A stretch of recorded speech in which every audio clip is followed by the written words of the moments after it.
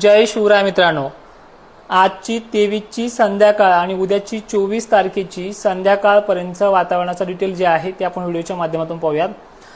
अतिशय भयंकर गरमी असलेला भाग, या भागामध्ये स्थानिक वातावरण काही तासात सक्रिय होते। साताऱ्यापासून निघलेला जो काही भाग आहे तो पुणे, बारामती, दौंड वगैरे परिसर ते फलटण पर्यंत मजला आहे। सकाळी दिलेल्या अपडेटनुसार कर्नाटकच्या हुबळी, विजापूर, बसव कल्याण परिसरामध्ये वातावरण सक्रिय झालेले आहे। लवकरच बेळगावचे अनेक भाग, विजयपुरा, कलाबुर्गी पासून त्याचा जोर वाढणार आहे। त्या वातावरणाचा प्रभाव आजच्या या 23 तारखेच्या संध्याकाळी सोलापूर, अक्कलकोट एरिया असेल, लोहारा, खुर्द भाग असेल, लातूरचा सावंतवाडी किंवा निलंगा, उदगीरची साईड आहे, या भागाकडे देखील त्याचा सतर्क राहण्याचा इशारा आहे। बाकी अहिल्यानगरला वातावरण नेमकंच बनतंय, कुठे मोठे पडेल, सर्वदूरची व्याप्ती नाहीये।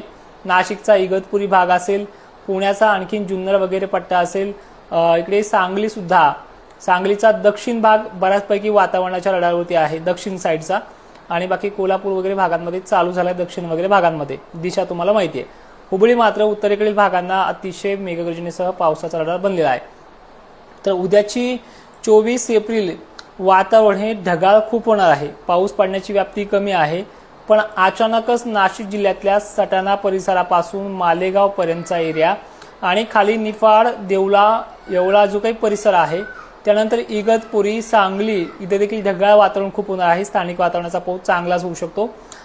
छत्रपती संभाजीनगरच्या पश्चिमेकडील भाग म्हणजे वैजापूरला काय होतंय, एक दिवसाआड वातावरण बनते, त्यामध्ये अहिल्यानगरचाही समावेश आहे, बीड जिल्ह्याचाही समावेश आहे।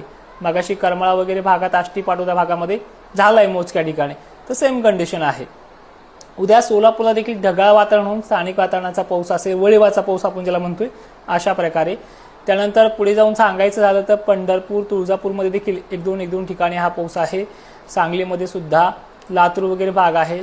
जालन्यात विशेषतः जालन्याची उत्तर बाजू म्हणजे भोकरदन आणि जाफराबाद, जो काही कन्नड सिल्लोड भाग आहे, इथे मॉडेलनुसार तरी पावसाची शक्यता दाखवली जात नाहीये, एखादा अपवाद होऊ शकतो, बाकी घाबरण्यासारखं नाहीये। परभणी असेल, लातूर असेल, तुरळक ठिकाणी आहे। पश्चिम महाराष्ट्रात पाऊस ज्यावेळेस, दक्षिण महाराष्ट्रात ज्यावेळेस जास्त प्रभाव टाकतो, त्यावेळेस विदर्भाला आणि मराठवाड्यातल्या काही बहुतांश भागांना, जसे की हिंगोली, वाशिमकडील एरिया, यांना मोठा प्रभाव नसतो, एक दोन गावखेड्यांनाच पडतो। तर अशातलं चित्र उद्याचं आहे। मग उद्या 24 एप्रिलला सतर्क राहू शकता, कारण की कांदा असेल तर झाकून ठेवा, दिवस मावळतो, तुम्हाला आभाळ आलेलं दिसेलच त्यावेळेला। मालेगाव, नाशिक, छत्रपती संभाजीनगर, साक्रीपर्यंतचा एरिया थोडाफार आहे। जळगाव 1-2 पॉईंट आहे दक्षिण साईडचे।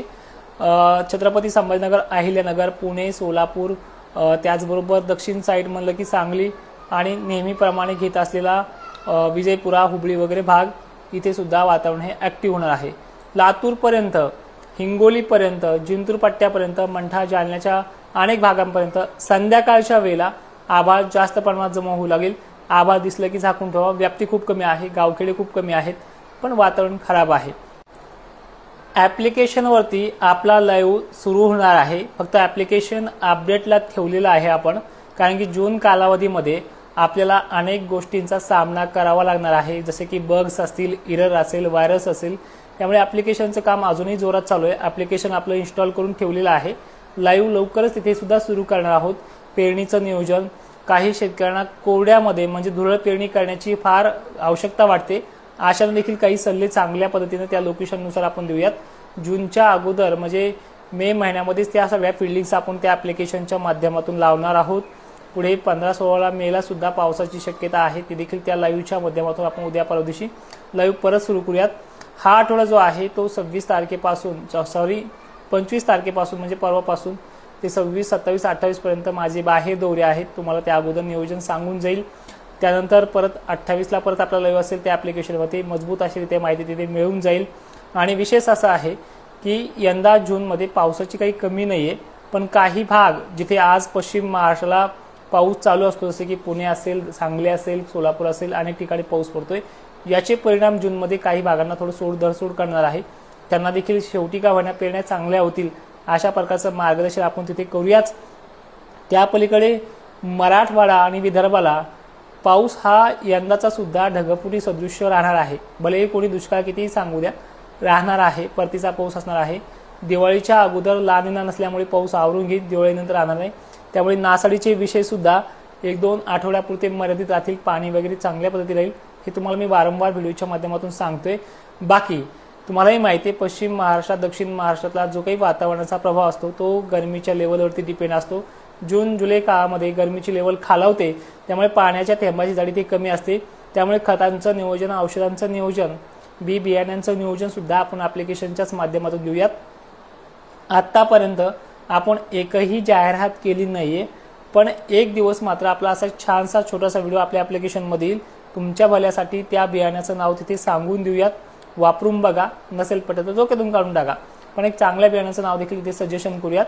बाकी व्हिडिओमध्ये एवढंच. उद्याच्या लाईव्हला पुन्हा भेटूयात. जय शिवराय, धन्यवाद.